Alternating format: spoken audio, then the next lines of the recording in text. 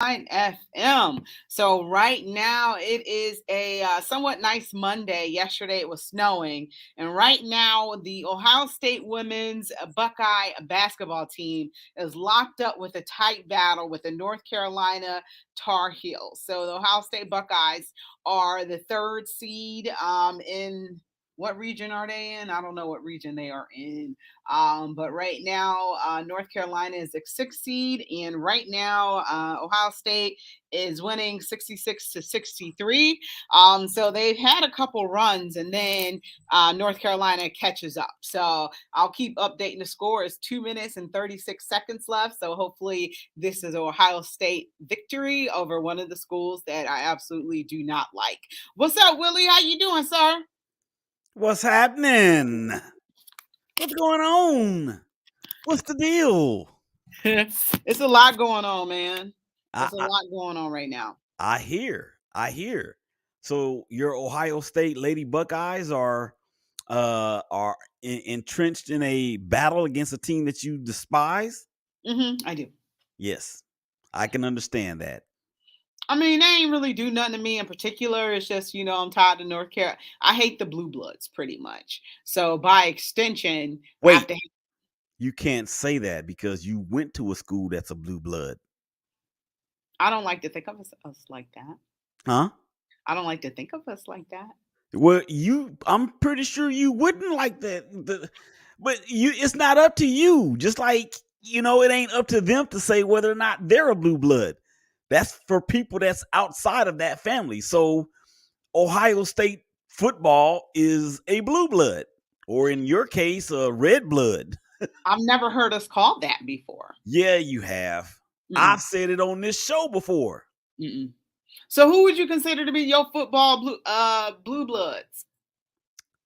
Alabama, Clemson, Ohio State, Michigan to a degree. Um, Notre Dame to a degree. Notre Dame sucks. Yeah, but still, I mean, they've got history. Um, I guess you can throw Oklahoma in there too, and I think that probably is where I probably would put Oklahoma above Notre Dame, but they're all wrapped in there together. You have some that are like firmly entrenched on top of the bubble as a blue blood, and then you have those outliers like Notre Dame and Michigan and even OU. But those probably are the top. I don't I don't know how many there are that I name, but probably top 6 or 7 that you would consider to be quote unquote blue bloods in college football. hmm You agree with that? Yeah, I can see that. Yeah. I don't necessarily know if I agree, but I can see that. Okay, you don't agree, but you can see it. I can respect that. I can respect hmm that. Yeah, yeah, that's where we at. So, oh my God, Tar Heels are leading 67-66 with 2:04 left. Why can't Ohio State put this team away right now? Well, I haven't been keeping up with college basketball really either men's or women's for the last several years, but in this particular matchup, who's the higher seed? Is it Ohio State or is it Carolina?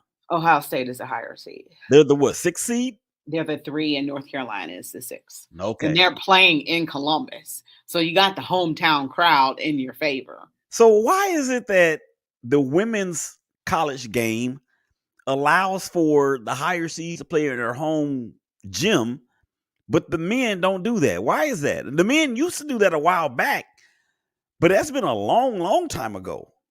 Yeah, I'm not exactly sure because I haven't really watched the women's tournament in a long time. So I didn't even know that the higher seed starts off in their home court. Yeah, it's been that way forever. Okay.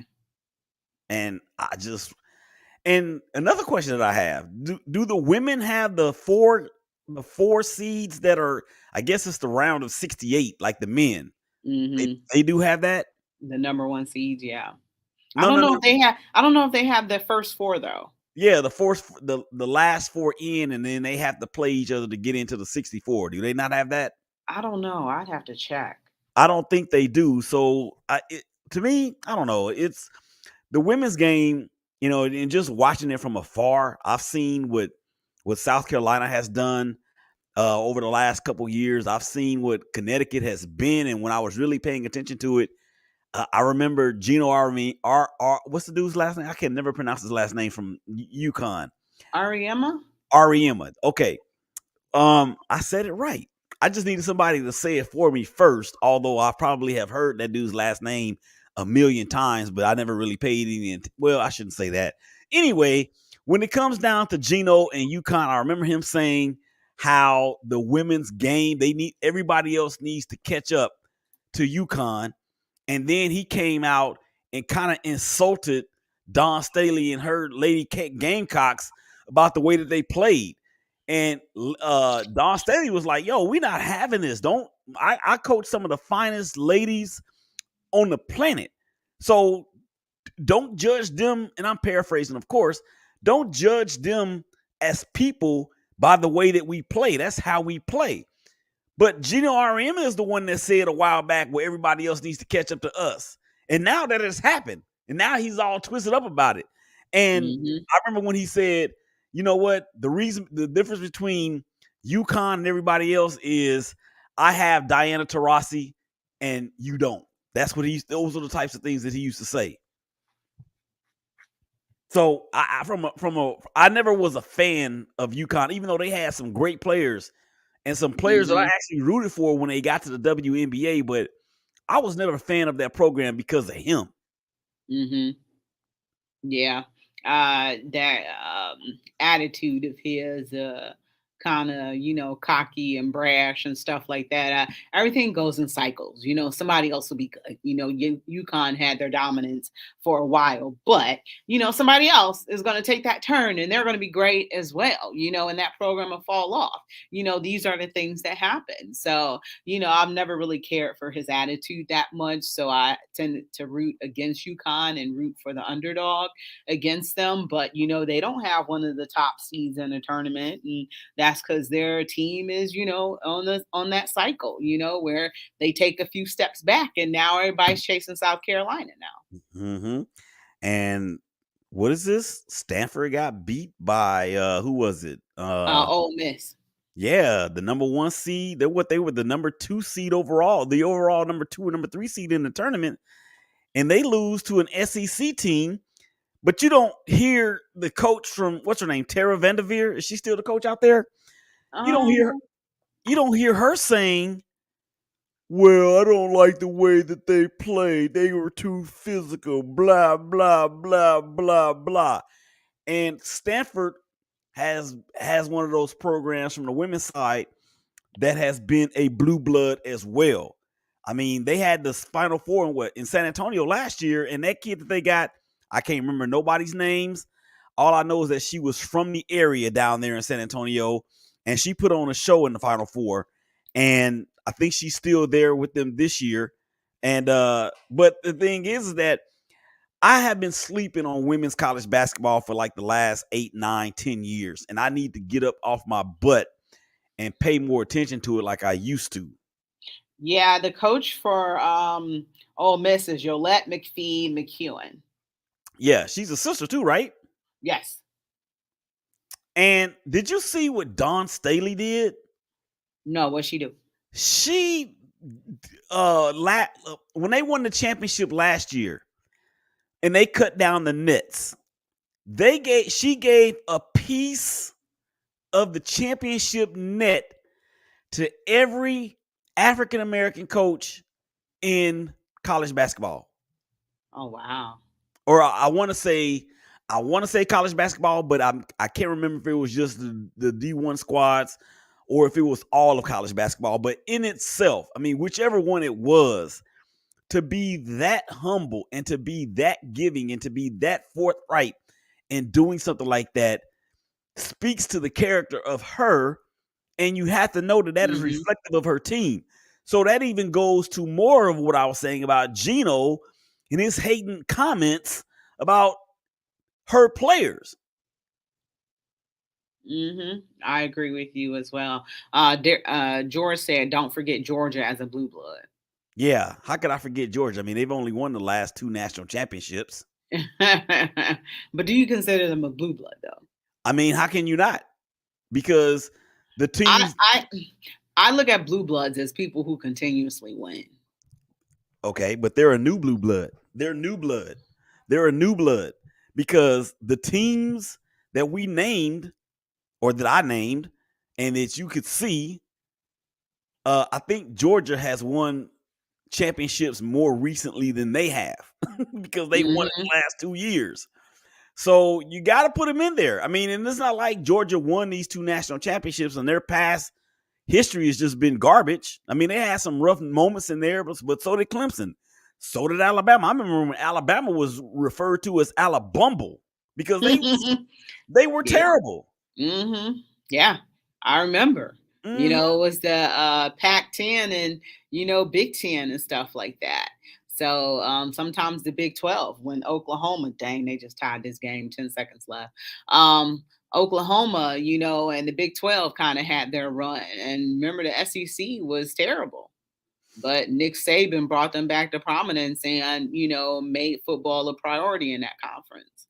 Well, during that time where Alabama was struggling, it was no Don Staley went to okay. No, she didn't play for Tennessee. George Don Staley went to Virginia.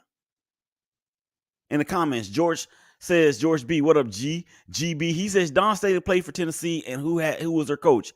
Pat Summons. She's learned a lot. No, Don Staley went to Virginia. If I'm not mistaken, she went to Virginia. I can check. So anyway, what I was saying about he said my bad. So yeah, I remember because I don't tell nobody this, Rachel, but I had a mad crush on Don Staley. Do you, Yeah, she started off at Virginia, so 1988. yeah, that's what I was saying. I remember her, man, because I had a mad crush on Don Staley. Mad crush. But anyway, so there was during those times when Alabama was struggling, and even LSU to a degree, and Georgia, it was Florida and Tennessee Hmm. because the thing was that Peyton Manning could never beat Florida. He was 0-4 against Florida. Really? Yes, and that How did? is Oh, SEC. Yeah. yeah, Okay. he was 0-4 against Florida during his 4 years there. Go ahead. 1 second left. OSU was up 71-69 on North Carolina. Okay, so we're gonna they call the timeout. Probably so. It's 1 second left. Okay, so stay tuned for the suspense. It's either going to be overtime, or a loss for Ohio State or a loss for North Carolina. I guess that will be the only two. Or we can go into overtime. No, I said that. But anyway, so back to so anyway, Peyton Manning was 0-4 against Tennessee, and Tennessee and Alabama. I mean Tennessee and Florida. They're huge rivals, and this is one of the reasons why I never was a Peyton Manning fan, because they lumped all the stuff on him, but he could never win the big one, even on going back to college. So Hmm. it took Peyton Manning going to the NFL, and the very next year, Tennessee won the national championship with T. Martin as their quarterback. Hmm. How you like that? How you like me now? They escaped the Scarlet and Gray, 71 Yeah, 16. they were able to beat Ohio State. I can't remember what bowl game it was, but Peyton Manning did beat Ohio State. And Mm-hmm. that is your game. So Ohio State moves on to the Sweet 16. Woo-hoo-hoo-hoo-hoo-hoo. Yes.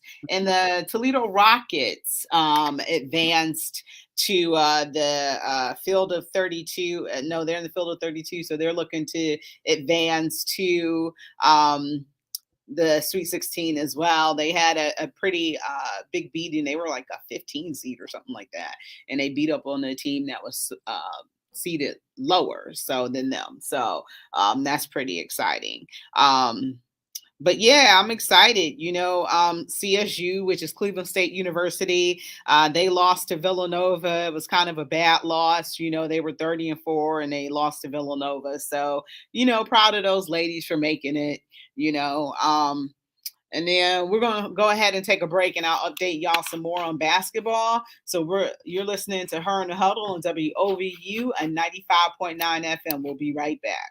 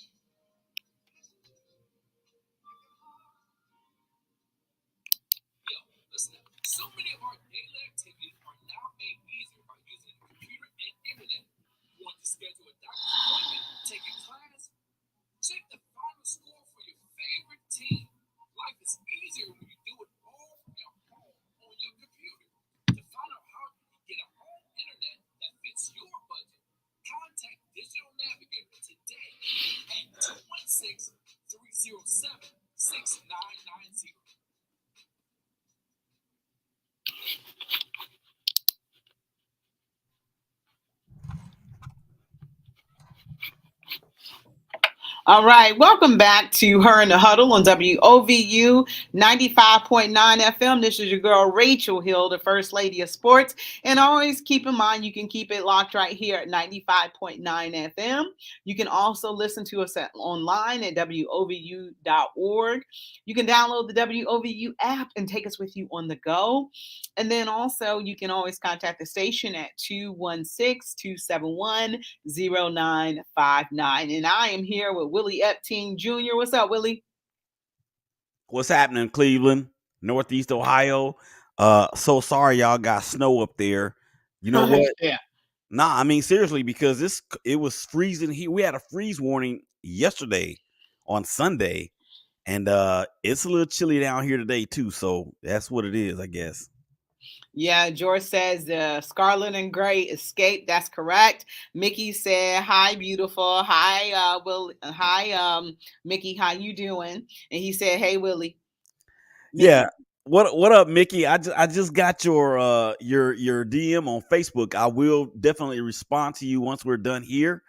So yeah, man, appreciate you checking in. Yeah, so also some updates. Xavier, one of the Ohio teams, still remains in the tournament. Kent State went down to Indiana. All the number ones have went down except for Alabama and Houston. They're still sticking around. Purdue went down, one of our Big Ten teams. And Kansas is done. So that's great. Kansas and Kentucky are done. And how about Purdue? Yeah, I was really shocked by that. Getting beat by Fairleigh Dickinson. I mean, it happens. That never happens. Yeah, it does. A number one seed has only lost to a 16 seed one other time. Who do you remember who that was? It was Virginia and University of Maryland, Baltimore College County facility, whatever their initials were. But Purdue, look, Fairleigh Dickinson's coach said They are not going to. They have not played a team like ours in the Big Ten. That's what their coach said, and by golly, he was right. And for that team in Purdue, what's the center's name? I forgot his name. The 7'4" Zach dude. Edey. That dude.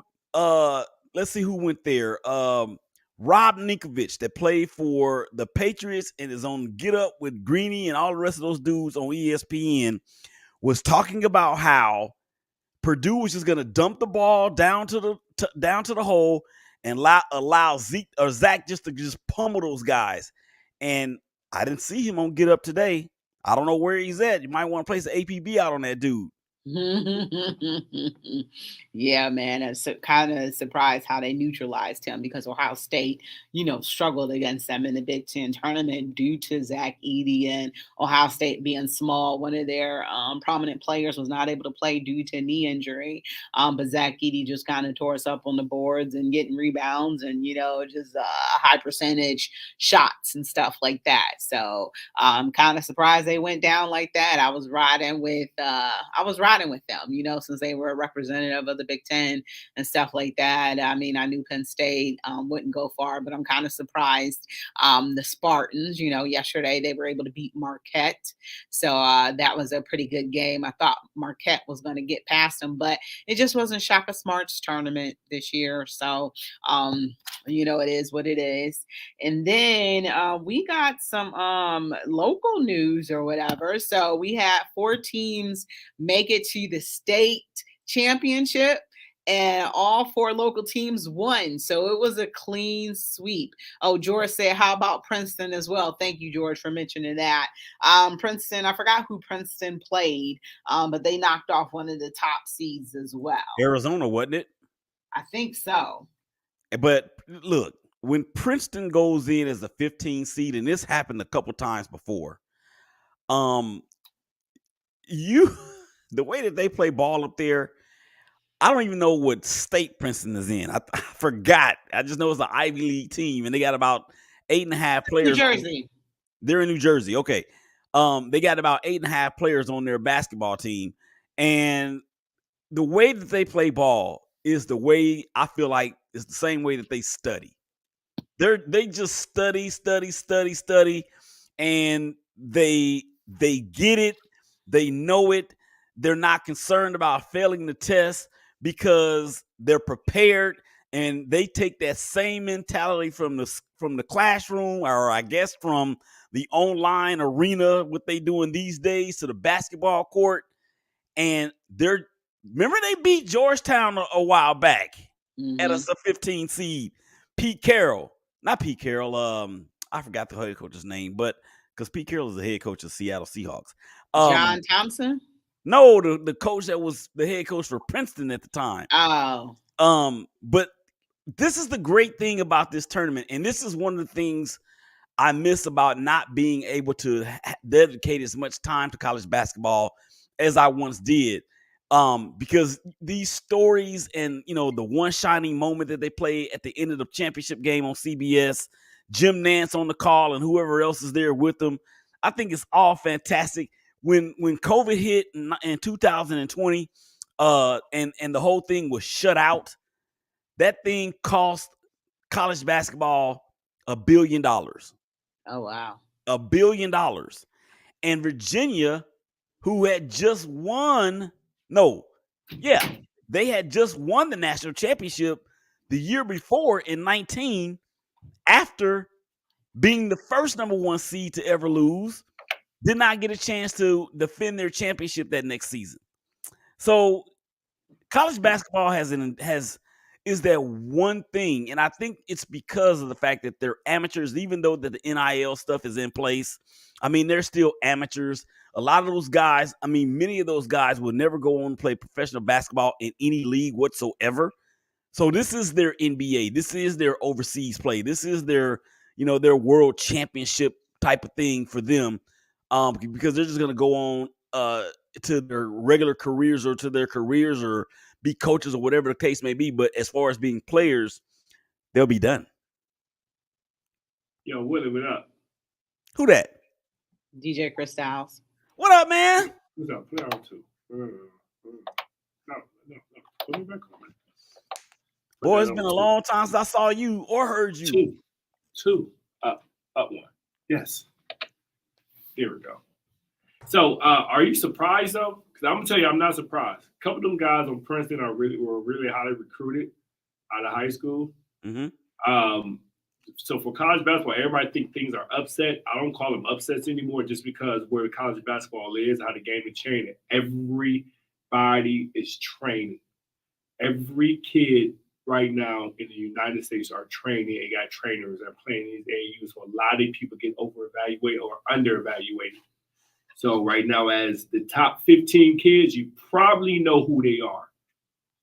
15 and below, you don't know who's better than everything else. So when everybody, and not you, because you didn't say anything about it, but a lot of people when we're talking about college basketball now say, "Oh, it's a huge upset." I'm saying like, "No, if you're watching summer AAU basketball and you watching these players train and getting the trainers that have more access to this, you're going to start seeing these teams, especially with the teams that have 3 or 4 year players who's really still training, right? When you get those 22-year-olds playing against the top teams that only have probably 18, 19-year-olds, 1 or 2 year players. Mm-hmm. And you're going to see that difference. And them guys are really putting it in.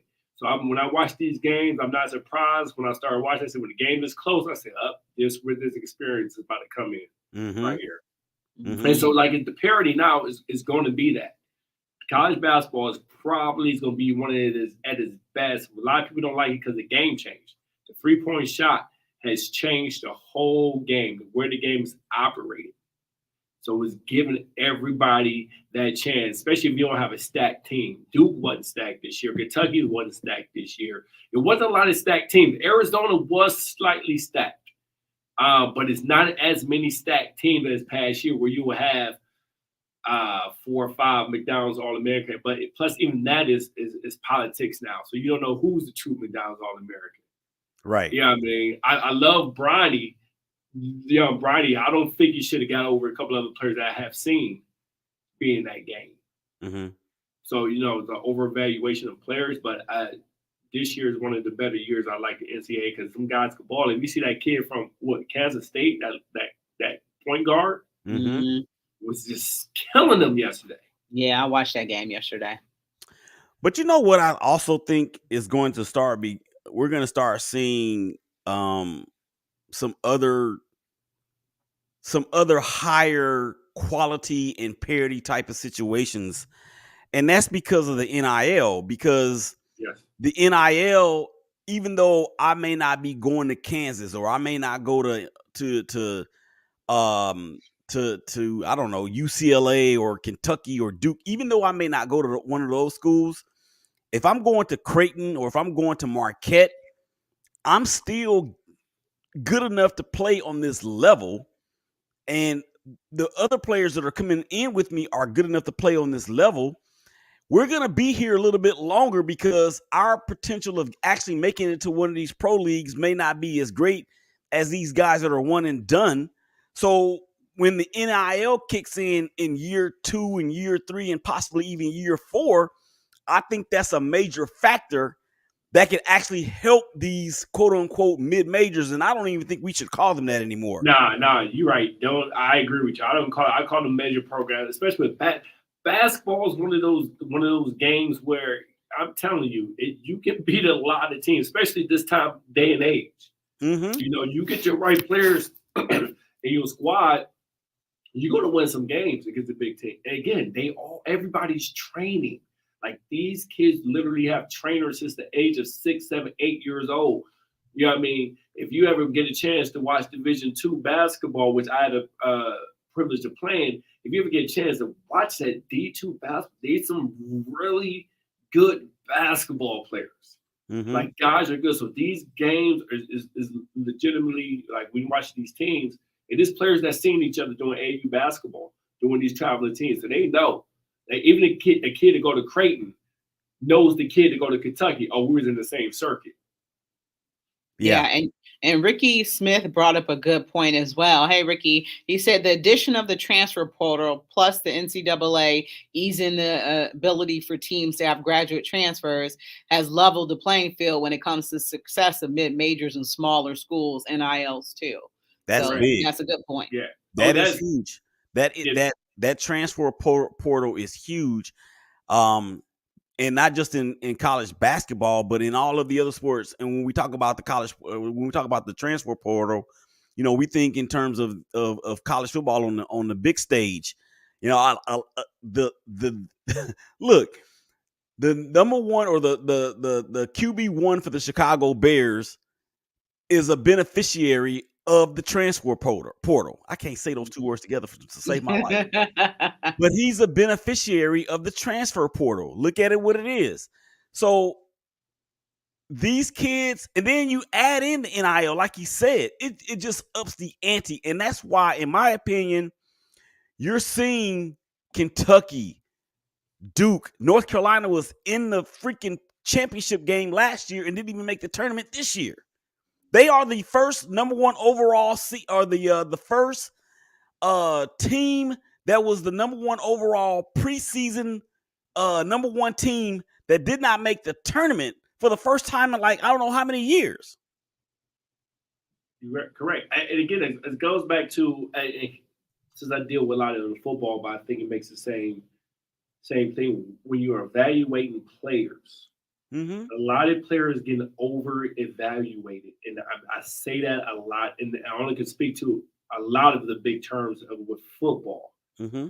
If you look at it on the switch to football with the transfer portal, I see a lot of kids transfer portal, right? If you make a lateral movement, I understand the lateral. So if you go from Oklahoma to USC, or the kid went from Pittsburgh to USC to play a receiver, right? That's a lateral movement. Might be a stage up one stage if you consider it.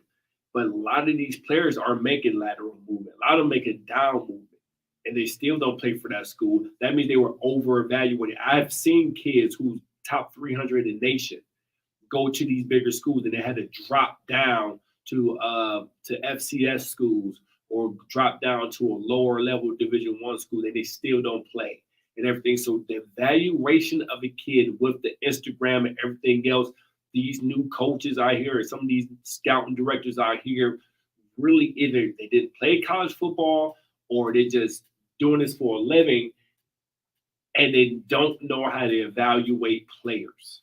And Mm-hmm. that's what we're going to start to see. You're going to see more in the transfer portal. You're going to see more teams in the NCAA basketball beating these bigger teams because players are getting over evaluated.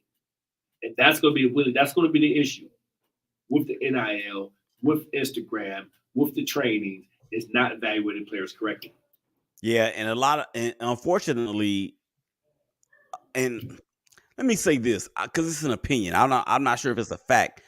But one of my nephews is a defensive back coach. He's not my real nephew. He's like nephew through love.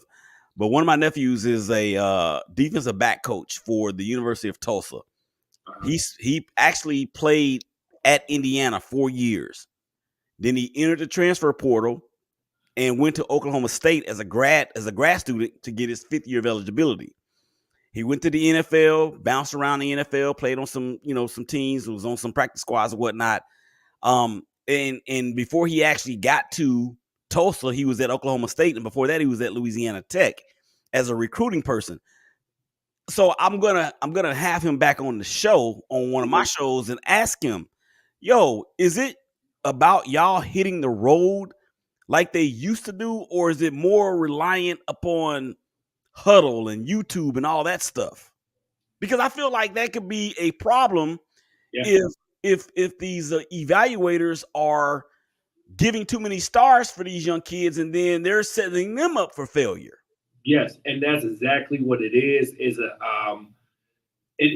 getting those links, is watching some things, and then being able to bring a kid on campus and play. Some kids just get over it. I've seen it plenty of times. I'm seeing it now when kids are being over evaluated. I'm like, that kid's not that good.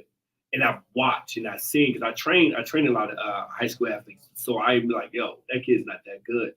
he's getting overvalued, and the hype is there, and they hype him up, and it's recruiting services that hype them up. And then sometimes these recruiting coordinators, these coaches drink the Kool-Aid, especially one of the thirsty that needs to win.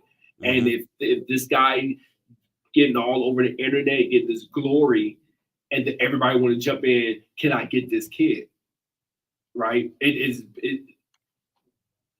getting like that, and it is hurting the kid that is really good, that good player. So it's a lot that needs to be taken care of. But you're going to see that, William. I'm telling you, you're going to see a lot of teams. You're going to see a lot of kids.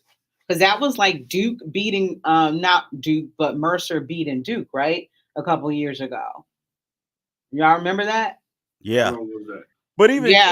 But even to your point, even more, Rachel, how about the fact that Butler played Duke 2 years in a row in the national championship game? Yep. So that got something to say, like Chris's point about, these kids are, 3-4 years in going against these super talented teams and these one and dones, because that's when you learn how to play basketball if you stay, and not being able to, beat these teams where you have, seniors on the team and stuff like that. And they have a lot of experience playing basketball. And right now it's even more prevalent. Again, that parity of these guys are training now. These coaches know how to get these players the best shape possible, and you're going to see more of this. You're going to see more of these games that's like that. These teams are hungry. These guys are basketball players. Like, I can play just like you. Like, you watched the Fairleigh Dickinson game. You watched it. You just seen it like, I can't, like, we got it. We can play this, because those are the guys who play this. They know these guys. You play them every time. And that coach, man, I was telling Rachel this earlier, that coach for Fairleigh Dickinson told his players and embedded it into their heads and into their hearts. He made them believe that they could go out and slay Goliath, because he said to them, they are not going to play. They have never played a team like us in their conference. Talking about Purdue has not ever played anybody that's like them. And it, by golly, showed up and manifested, because I shouldn't say, well, I am going to say that I was shocked.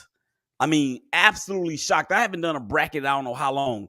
But when I saw that across the ticker, I was like, oh my gosh. Did you get a chance? I'm sorry. Go ahead. Continue. No, I was just going to say, that's almost a fireable offense if you're the brass at Purdue for losing. And you're upset. Did you get a chance? I watched that game. Like, I literally watched that game, and I saw from the beginning the intensity of Fairleigh Dickinson and how they were playing. I wanted to go there. Trust me, I was recruited by them. So where's it at? It's in Virginia. It's somewhere down south. Okay. Like that mid-south area. But I wanted to go down, watch that game, watch how they were playing. And no offense to my young white brothers that's out there, you know what I mean? But Purdue didn't have the athleticism that they had at all 5 spots at Fairleigh Dickinson. I watched that game, and these kids were super duper athletic. When I seen Florida Atlantic, they beat who they beat. I watched that game, and Florida Atlantic had a guard that is cold. I said, "Oh, this kid's good. They're gonna have trouble with him." So you're going to see these really tough players. You're going to see the quote unquote Ja Morants on the basketball court, right? Remember Harry Arsenal? Remember that kid when he was at I forgot what school he went to, Weber State, right? You're going to see a lot.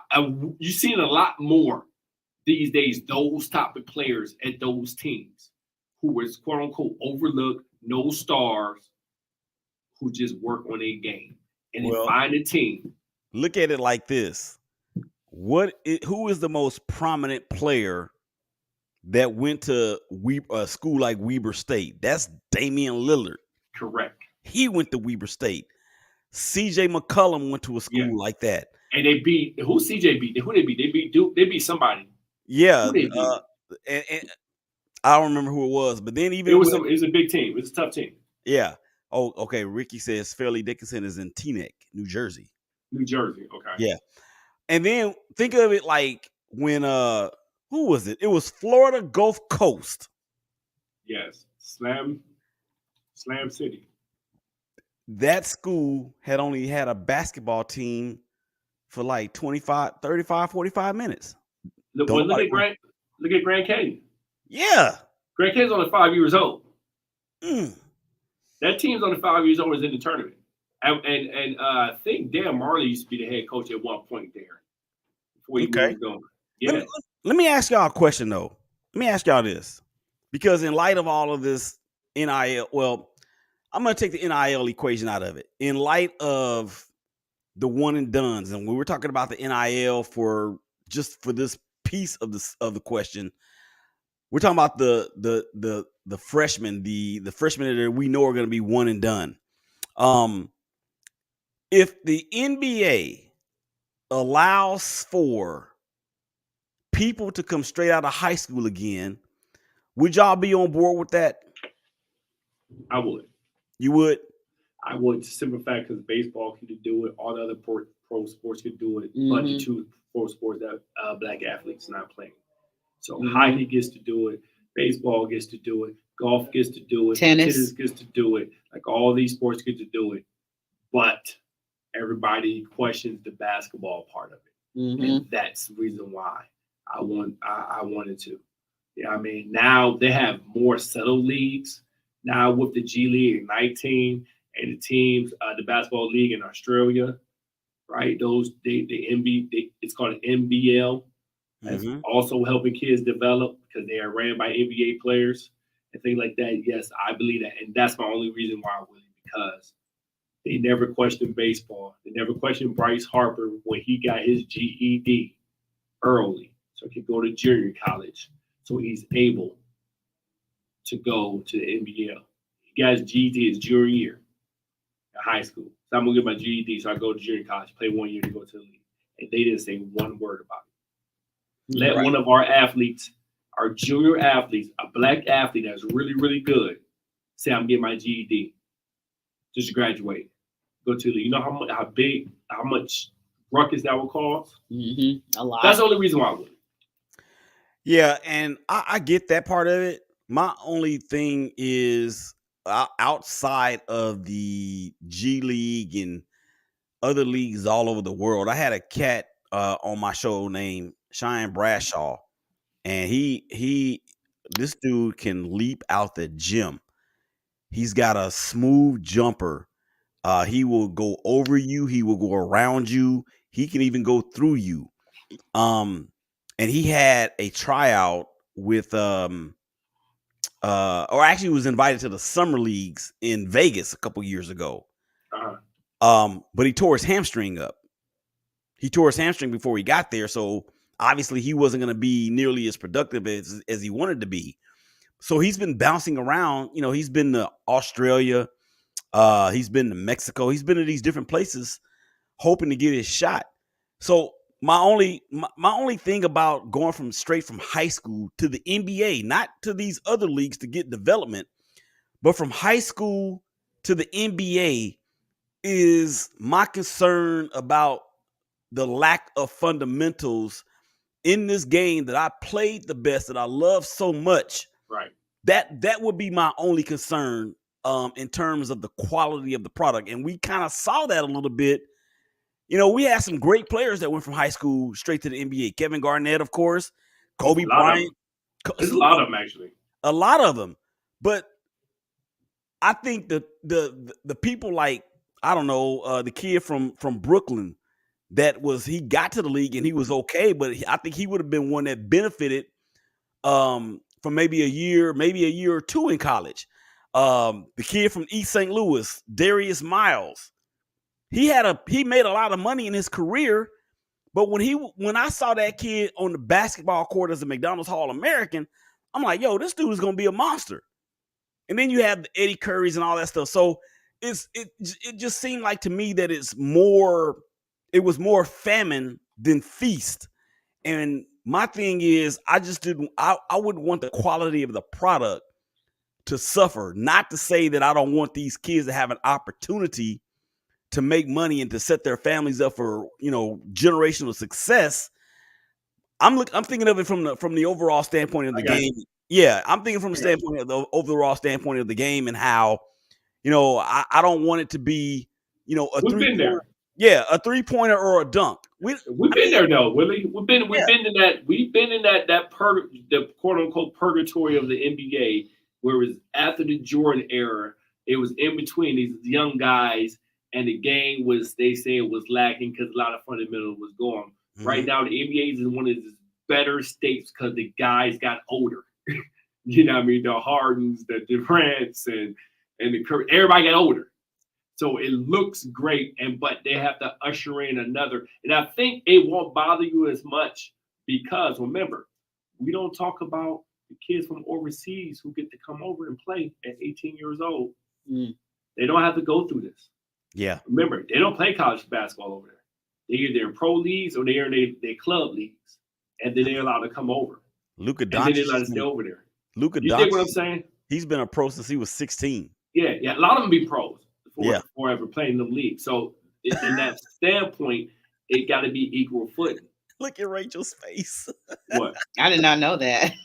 Same thing with all them guys. Parker, you can name them. All them guys. They pro. They don't have. They have club teams. Either you play for the club team all the way up, or you play for the pro club teams, and you play all the way up. They don't go to college. Mm-hmm. Wow, must be nice. I got some comments from I the agree with you, comment Willie. board. Though I agree with you. Pete Carrill was at Princeton when they gave Georgetown fits in the NCAA tournament. Ricky Smith says some of these young athletes will not live up to the hype. That's nothing new. The pressure on them is to help sell products in relation to the NILs. That is what is new. George says we need to remember that Davidson was led at one time by a player named Steph Curry and what he did in the NCAA tournament. And Ricky says there's a very low percentage of athletes that can be LeBron James or Kobe Bryant. I guess he's talking about the kids that are coming out of high school.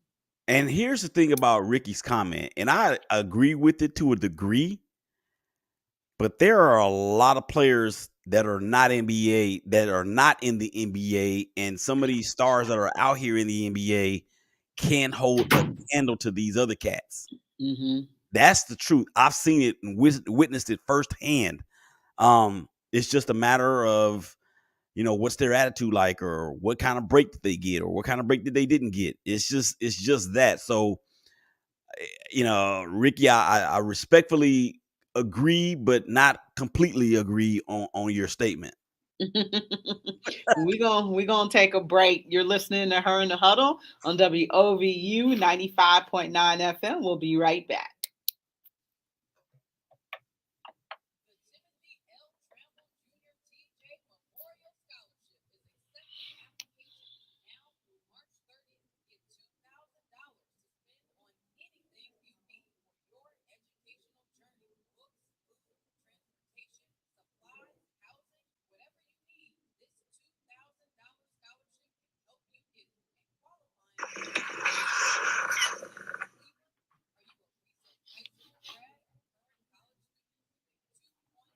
You got 10 minutes. What you want to talk Why about? wasn't the commercials coming on? They right there.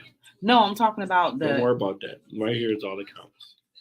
This is more important than that. That's what I meant. Like, this is more important than that. Has that been happening all day? No, you just got to restart it. That's why. Oh, okay. 6 weeks. 6 weeks what? I've been working out for 6 weeks now. Good. Just, Willie got to go? No, he just on pause. Yeah. What y'all talk about next? Hell, we've been talking about basketball the whole time. You got to talk about the free agency. Yeah. You tell him he need to talk about what they do with his running back. I want to hear it.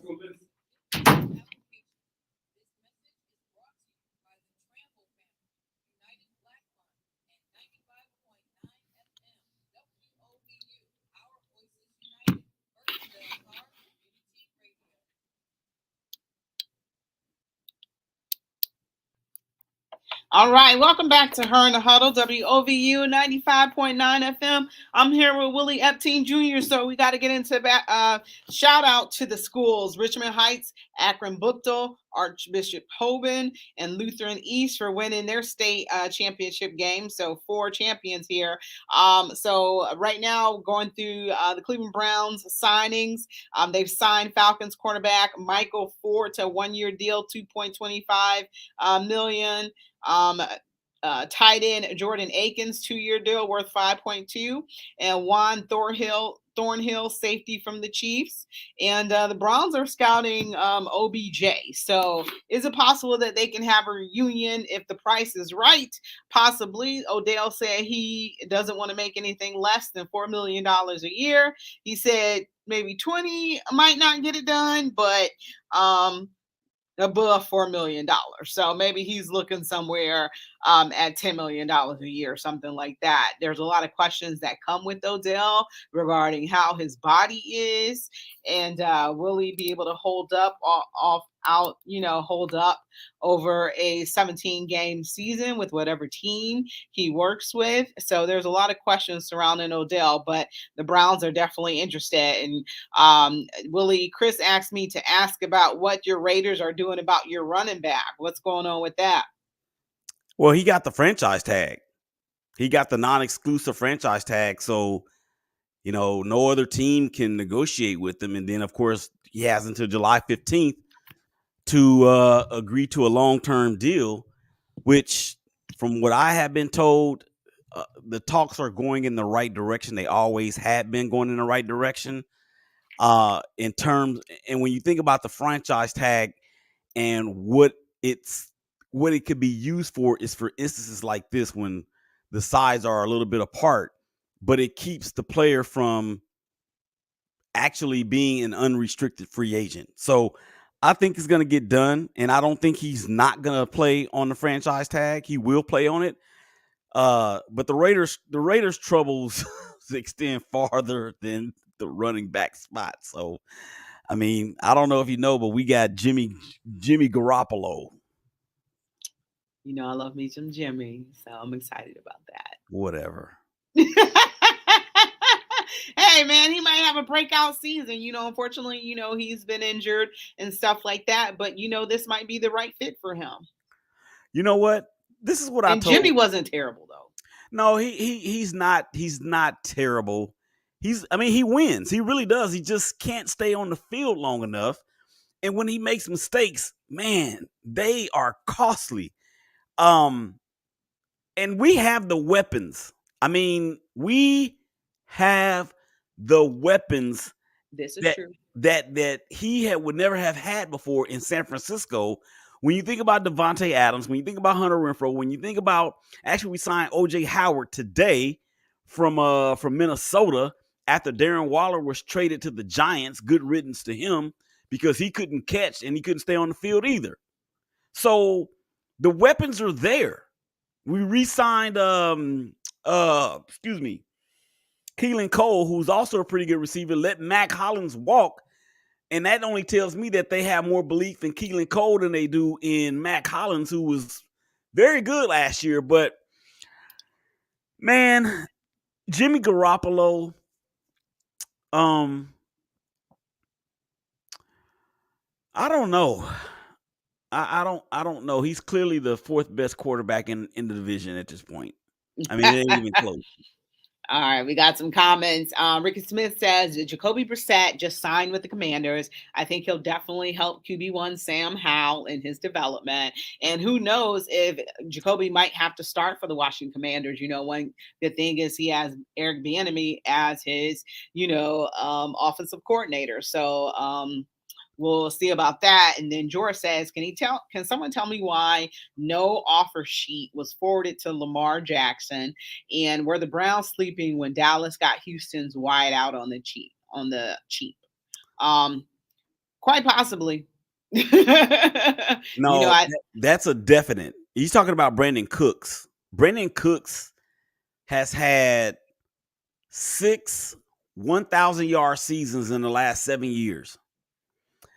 Brandon Cooks has caught passes from Tom Brady, Drew Brees, Matthew Stafford, and Deshaun Watson. I think the Cowboys gave up a 5 for him, I want to say, a number 5 or a 5th rounder. Mm-hmm. And he brings an element of speed to your team. Now, I would have been like, if I was Cleveland, I definitely would have taken a look at it, because if you have him on one side and you have Amari on the other side, your wide receiver room has been upgraded. Yeah, I think so too. I think so too. Mickey says, tell Chris at the station this is your show. Tell Chris talk to the hand. I love when Chris comes on though. He has a lot of insight as to what we're talking about. So leave Chris alone. And then Ricky Smith says Baltimore is totally blowing it with the Lamar Jackson situation. I definitely agree. Lamar wants that guaranteed money. He wants that Deshaun Watson. Watson money. Thank you, Deshaun Watson money. So, at this point, is Baltimore going to go ahead and do this? And I'm kind of surprised that they don't value Lamar Jackson that much. Considering he's taken them to the playoffs, he's been an MVP and things of that sort. So they're not really valuing him that much, and no other teams really have made any significant offers for him either. Here's my question about the Lamar Jackson situation. I do believe that Baltimore is gravely mishandling this. Mm-hmm. But let's think about it from a business standpoint. If I'm the Ravens and you, Rachel, are Lamar Jackson, I want my money. And you want your money, and I want to give you your money. I really do. But you're telling me that I need to guarantee your contract fully when there's a dude in Kansas City that just won a Super Bowl and a Super Bowl MVP and a regular season MVP and has already won a Super Bowl and a Super Bowl MVP and has been to the Super Bowl and lost and won yet another MVP all within the first 6 years of him being a starter. You're telling me that you're better than that dude? Yeah. No, you're not better than that dude. That's the point. That's the point. So while I understand where Lamar's coming from a business standpoint, I do get it. If I were Baltimore, I would not give him a fully guaranteed $330 million deal or whatever they got for Deshaun Watson got. I wouldn't do that either. You've only won one playoff game. And on top of that, you have been injured the last 2 years. You ain't ever had a problem with Patrick Mahomes missing games like that. So, no, I'm not doing it. I can run better than Patrick Mahomes. Okay, Patrick Mahomes can run longer because he's run longer and been to 3 Super Bowls in the last 4 years and won 2 of them. I'm just saying. Yeah. Now, I don't want people out there to think that I don't want Lamar to get his bread. I want him to get his bread. Of course I do. But as a business owner, I'm thinking from a business owner standpoint. No, dude, you're great. And our system is built around you, but we got a new offensive coordinator. And if we got to switch stuff up, well, then we'll have to switch stuff up for a couple years because we ain't giving you this fully guaranteed dollars. Not going to happen. Let somebody else do it. And that's what they're basically telling him. Let somebody else do it. Quick question. We got about 30 seconds left. Mickey says, who's going to be the backup to Jimmy G? One of the rookies. Either Richardson or Levis. Okay. We'll see what happens. Yeah, Jimmy G wasn't terrible for the 49ers, so I think that he can do some good things for your team. And he fine too. All right, we out of here. This is Her in the Huddle on WOVU 95.9 FM.